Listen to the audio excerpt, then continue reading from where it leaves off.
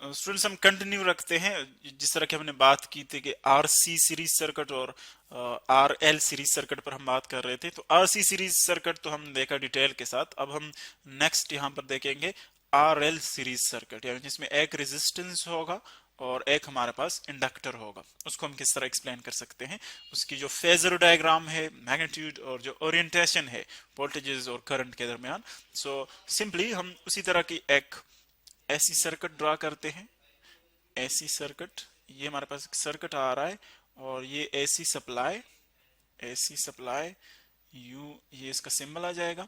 अब देखें फर्स्ट यहाँ पर हम इंडक्टर इसके साथ कनेक्ट कर लेते हैं। एक इंडक्टर, ये आ जाएगा इंडक्टर सोलेनॉइडल शेप का, बिल्कुल स्प्रिंग की तरह ये इंडक्टर आ जाएगा। और नेक्स्ट हम इसके साथ कनेक्ट कर लेते हैं एक रेजिस्टर, यानी ये एक्चुअली हमारे पास कौन सा सर्किट है, R R L circuit. L show करता है, डिनोट करता है इंडक्टर को, और आर डिनोट करता है रेजिस्टर को। सो ये आ जाएगा R L A C circuit. ये आ जाएगा एल इंडक्टर और ये आर रेजिस्टेंस आ जाएगा, रेजिस्टर।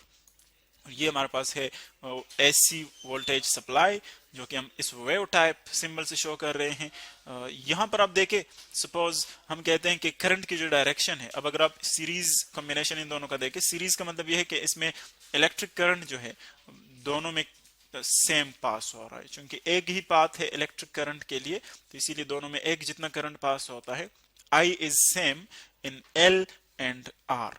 अब अगर आप देखें इन दोनों की जो रिस्पांस है इस एसी सर्किट में, वो क्या होगा जब करंट इससे पास होगा। सो फर्स्ट इस सोलेनॉइडल शेप से इंडक्टर से करंट पास होगा, और हम जानते हैं कि जब फर्स्ट टर्न से इस जो सर्कुलर टाइप की आपको नजर आ रही है टर्न, जब इससे करंट पास होगा, सो वो मैग्नेटिक फील्ड प्रोड्यूस करता है। चूंकि अल्टरनेटिंग वोल्टेज हम अप्लाई कर रहे हैं, तो इसीलिए जो मैग्नेटिक फील्ड लाइन है वो चेंज होती रहती है, और वो मैग्नेटिक फील्ड लाइन इस नेक्स्ट टर्न से पास होती है। चूंकि ये बिल्कुल उसके सामने हमने रखा हुआ है, देखें। सो जैसे जैसे इसमें इस फर्स्ट टर्न में करंट की वैल्यू वेरी करती है, उसके साथ साथ मैग्नेटिक फ्लक्स में भी चेंज आता है। और जैसे जैसे मैग्नेटिक फ्लक्स में चेंज आता है, सो नेक्स्ट जो टर्न्स है, नेक्स्ट सेकंड, फिर सेकंड थर्ड में, फिर थर्ड फोर्थ में एटसेट्रा, तो उसके साथ साथ उसमें इंड्यूस्ड ईएमएफ आ जाता है। जिस तरह के फेराडे लॉ में हमने पढ़ा था, फेराडे लॉ में कि जब आप मैग्नेटिक फ्लक्स को चेंज करते हैं, वेरी करते हैं, सो वो क्या करता है, वो इंड्यूस्ड ईएमएफ जो है अपेयर करता है नेक्स्ट टर्म में, लूप में। ये एक्चुअली स्टेटमेंट है किसकी, फेराडेज लॉ की, फेराडे लॉ, ये इसकी स्टेटमेंट है, उसमें हमने एक्सप्लेन किया था इसको। सो अब ये जो नेक्स्ट इंड्यूस्ड ईएमएफ है, ये एक्चुअली क्या करता है, इंडक्टर की फंक्शन भी यही है, फंक्शन ऑफ इंडक्टर, के ये करंट को मेंटेन रखता है, इलेक्ट्रिक करंट को क्या करता है, मेंटेन रखता है उसकी वैल्यू। ये इसकी फंक्शन है, मेन सेंट्रल फंक्शन। सो अगर इलेक्ट्रिक करंट इंक्रीज हो रहा है, सो नेक्स्ट टर्न में यहां पर जो इंड्यूस्ड करंट आता है मैग्नेटिक फ्लक्स की वजह से, वो अपोजिट डायरेक्शन में होगा, ताकि इस इंक्रीज को वो कम कर सके, अपोज कर सके। इसी तरह अगर ये डिक्रीज हो रहा है, सो फिर इसमें जो इंड्यूस्ड करंट होगा वो सेम डायरेक्शन में आ जाएगा, इस करंट के डायरेक्शन में, ताकि इसमें जो डिक्रीज आ रहा है वो उसको पूरा कर सके। सो एक्चुअली क्या करता है, इस चेंज को अपोज करता है। सो यहां पर नेक्स्ट हम एक्चुअली, ये तो इसकी पूरी डिटेल हम पढ़ चुके हैं, हम जस्ट यहां पर देखेंगे कि इसकी जो रिएक्टेंस है, यानी इंडक्टर की जो रेजिस्टेंस है, उसको हम क्या कहते हैं, इंडक्टिव रिएक्टेंस, इंडक्टिव रिएक्टेंस। और उसको हम डिनोट करते हैं एक्स एल से, डिनोट करते हैं इसको हम एक्स एल से। एक्स इसकी सिंबल है रिएक्टेंस की, यानी रेजिस्टेंस ही है, लेकिन ऐसी सर्किट्स में जब हम कंपोनेंट्स के लिए यूज करते हैं रेजिस्टेंस, तो उसको हम पर्टिकुलरली रिएक्टेंस कहते हैं। एल चूंकि इंडक्टर का रेजिस्टेंस है, तो इसीलिए रिएक्टेंस ऑफ इंडक्टर आ जाएगा, एक्स एल से डिनोट करते हैं। यही करंट जब इस रेजिस्टर से पास होगा, सो रेजिस्टर की तो ये हमारे पास हम जानते हैं कैरेक्टरिस्टिक है, इसकी प्रॉपर्टी है कि ये करंट को अपोज करता है, यानी उसको उसके लिए डिफिकल्टीज प्रोड्यूस करता है, इजीली उससे पास नहीं होता, जो चार्जेस की मूवमेंट है उसको रिस्ट्रिक्ट करता है, उसको अपोज करता है। तो इसीलिए यहां पर भी करंट के लिए पोजीशन होगा, जिसको हम सिंपली रेजिस्टेंस ही कहते हैं, सिंपली उसको हम क्या कहते हैं, रेजिस्टेंस ही उसको हम कहते हैं, रेजिस्टेंस आर। यानी रेजिस्टेंस के लिए हम सिंपली रेजिस्टेंस ही टर्म यूज करते हैं, लेकिन जो बाकी हमारे पास कैपेसिटर है या इंडक्टर है उसके लिए फिर हम रिएक्टेंस का वर्ड यूज करते हैं। सो ये तो इन दोनों के रेजिस्टेंसेस आ गए। अब जब हम इनकी पढ़ते हैं वेव डायग्राम्स या फेजर डायग्राम्स जो हम पढ़ चुके थे, उसमें अगर आप देखें सो यहां पर हमने देखा था कि वोल्टेज और जो इलेक्ट्रिक करंट है वो दोनों डिफरेंट फंक्शंस है। यानी इलेक्ट्रिक करंट जो था एक्चुअली वो साइन फंक्शन था। इलेक्ट्रिक करंट अगर आप देखें, अगर आप इंडक्टर के वो इक्वेशंस रिकॉल कर लें तो उसमें हमने देखा था कि इलेक्ट्रिक करंट एक्चुअली क्या है, साइन फंक्शन है, साइन फंक्शन। यानी इसकी जो वैल्यू है वो अकॉर्डिंग टू साइन वेरी करती है, साइन फंक्शन। और जो v के लिए हमने इक्वेशन बनाया था वो था कोसाइन फंक्शन या कॉज फंक्शन। सो अब अगर आप इन दोनों फंक्शंस को यहां पर कंपेयर कर ले, साइन फंक्शन को कंपेयर कर ले, साइन फंक्शन को, यह जाएगा साइन फंक्शन, चूंकि साइन फंक्शन जीरो से ही ओरिजिनेट करता है, ओरिजिन से, तो उसका जो वेव फॉर्म है वो कुछ यूं आ जाएगा। और कॉज फंक्शन वो मैक्सिमम से स्टार्ट करता है, यानी जीरो पर इसकी वैल्यू मैक्सिमम होती है, तो इसीलिए वो यहां से स्टार्ट करेगा मैक्सिमम से। सो ये आ जाएगा कॉस फंक्शन। कॉस फंक्शन का जो वेव फॉर्म है वो कुछ इस तरह बन जाएगा।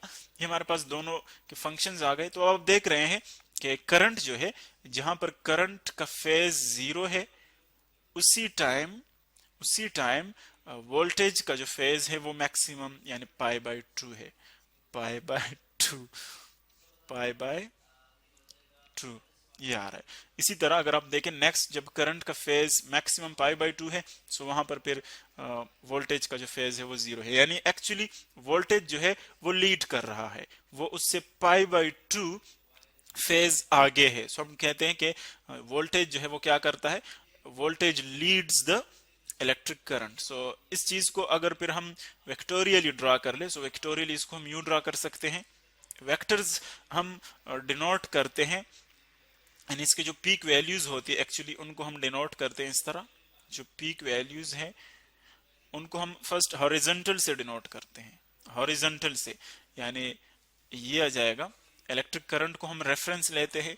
सो ये हॉरिजॉन्टली इसकी वैल्यू आ जाएगी यूं इलेक्ट्रिक करंट की। और हम जानते हैं कि रेजिस्टेंस में, रेजिस्टर में इलेक्ट्रिक करंट और वोल्टेज जो है वो फेज में होते हैं, यानी मैक्सिमम के ऊपर दोनों मैक्सिमम होते हैं, मैक्सिमम पॉइंट उनके एक ही पॉइंट पर आते हैं, एक ही टाइम के ऊपर, मिनिमम भी एक ही टाइम के ऊपर आ जाते हैं। तो इसीलिए ये फॉर एग्जांपल वोल्टेज है रेजिस्टर में, ये वोल्टेज है, और ये जो येलो है ये इलेक्ट्रिक करंट है। सपोज ये इलेक्ट्रिक करंट है। सो ये दोनों की क्या होती है, फेज में होती है। तो इसीलिए फेज डिफरेंस यानी एंगल इनके दरमियान 0 डिग्री का डिफरेंस है, तो इसीलिए यहाँ पर हम कहेंगे कि दोनों पैरेलल है। ये आ जाएगा वी आर यानी पोटेंशियल डिफरेंस ऑफ रेजिस्टर, और ये करंट आ जाएगा, दोनों फेज में है।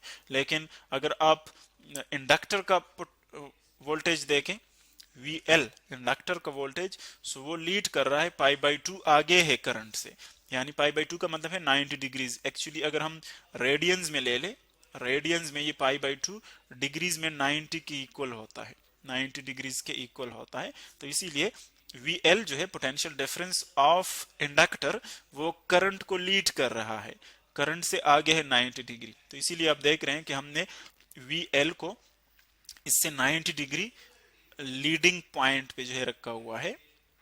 अब देखें हमने यूं क्यों रखा हुआ है, नीचे क्यों नहीं, क्योंकि जो इनकी मूवमेंट डायरेक्शन होती है वो एंटी क्लॉकवाइज है। तो इसीलिए एंटी क्लॉकवाइज डायरेक्शन में, इस सेंस में अगर हम देखें, सो वी एल जो है वो उससे आगे है, आई जो है उससे पीछे आ रहा है। अगर हम क्लॉकवाइज देखें तो फिर वी एल पीछे होगा, लेकिन एंटी क्लॉकवाइज में ये आगे है, लीड कर रहा है। तो ये तो इनके वेक्टोरियल फॉर्म्स आ गए। अब अगर आप according to head to tail rule इन दोनों पोटेंशियल डिफरेंसेस को ऐड करना चाहे, यानी ये हमारे पास है पोटेंशियल डिफरेंस थ्रू रेजिस्टर, और ये है पोटेंशियल डिफरेंस थ्रू इंडक्टर। इन दोनों को अगर आप ऐड करना चाहे, सो इसको उठाए according to head to tail rule, यहां पर रख के इसको इसके हेड के ऊपर ये आ जाएगी, यानी उस वेक्टर को हमने यहां पर रख लिया, ये उसकी वैल्यू आ जाएगी वी एल। और अकॉर्डिंग टू डेफिनेशन फिर हम इसका जो रिजल्टेंट है वो ओरिजिन से स्टार्ट होगा और इस वेक्टर के हेड तक। इसको हम थोड़ा सा क्लियर बनाते हैं, नेक्स्ट वीडियो में हम देखें उसकी मैथमेटिकल फॉर्म भी हम देखेंगे।